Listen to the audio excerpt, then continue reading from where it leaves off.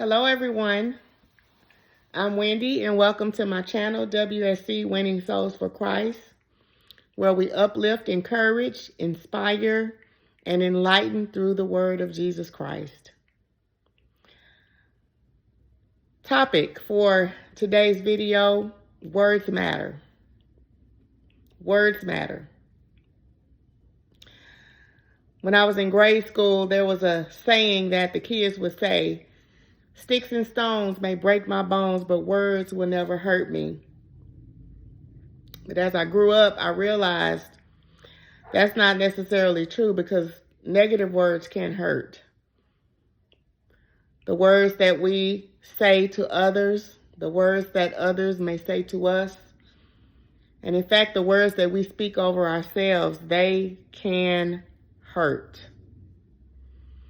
And so it's a choice that we make in our speech. We can either choose to speak life, choose to speak positivity, choose to speak declarations over our life and affirmations, or we can choose to speak death. Proverbs 18:21, it says, "The tongue can bring death or life, and those who love to talk will reap the consequences." And so I thought this scripture was really interesting because one, again, it tells us that we have a choice in the speech. But at the same time, it says those who love to talk will reap the consequences. And so I thought about that and I said, okay, if you love to talk and you're going to reap the consequences, the opposite of that is you must need to listen more. And so as I step through this, I want to share just a few little tips that we can be able to leverage when we are looking to consistently speak life over ourselves. And the first thing that I want to share is that we need to learn how to listen more. We're so quick to want to lash out that we don't want to take a moment to listen. The flesh wants us to get our point across in an argument, or make sure you get the last word in an argument. However, Scripture says that there's benefits in being able to listen. And so if we look at James 1:19 through 20, it says, "My dear brothers and sisters, take note of this.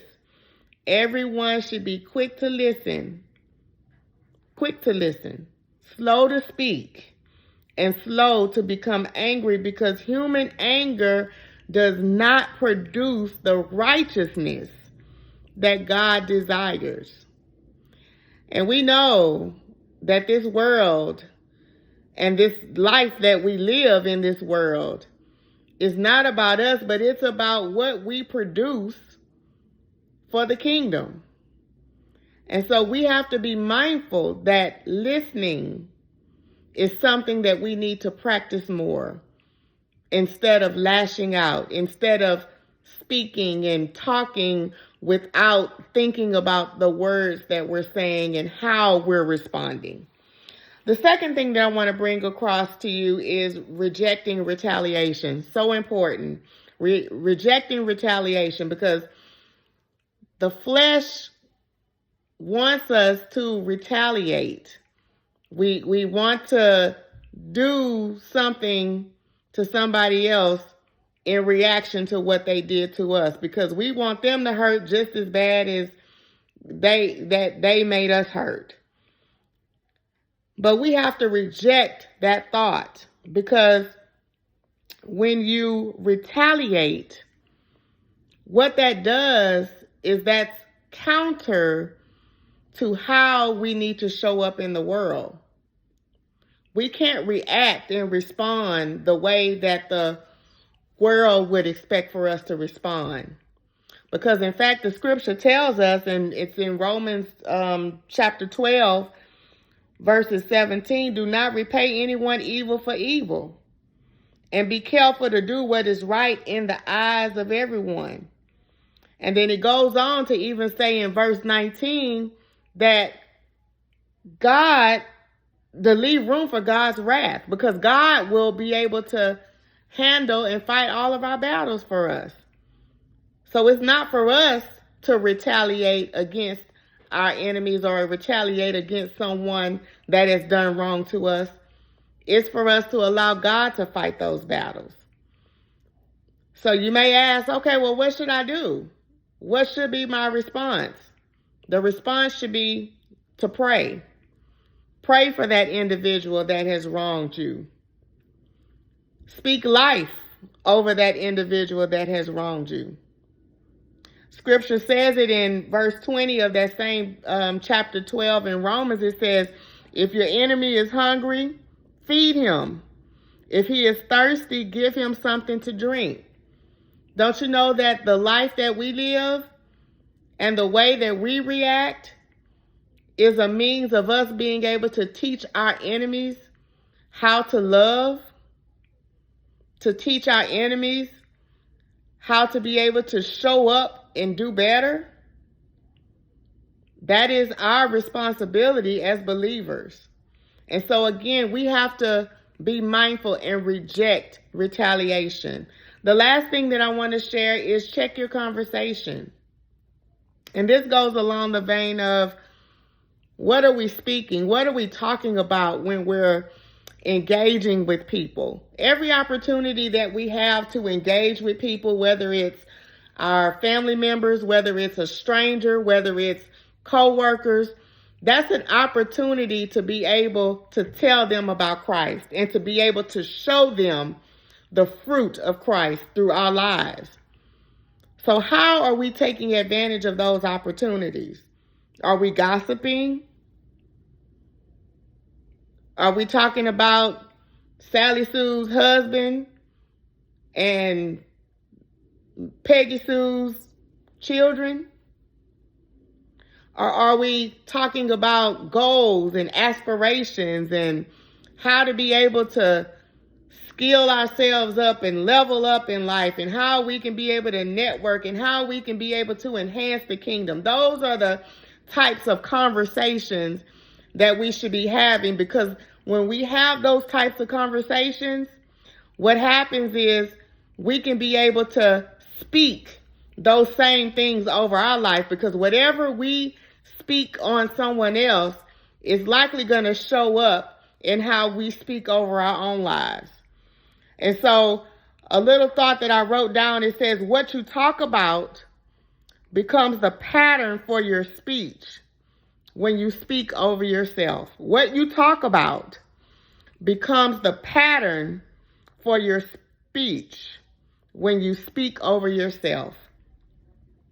So I submit to you to check your conversation. And when you get into those modes of somebody calling you and you get into that mode of gossiping, change that conversation and allow that conversation to breed positivity and not have it to be talking about someone or gossiping about someone, things that are not productive to what we are trying to accomplish in the kingdom. So just 3 quick nuggets that I wanted to share.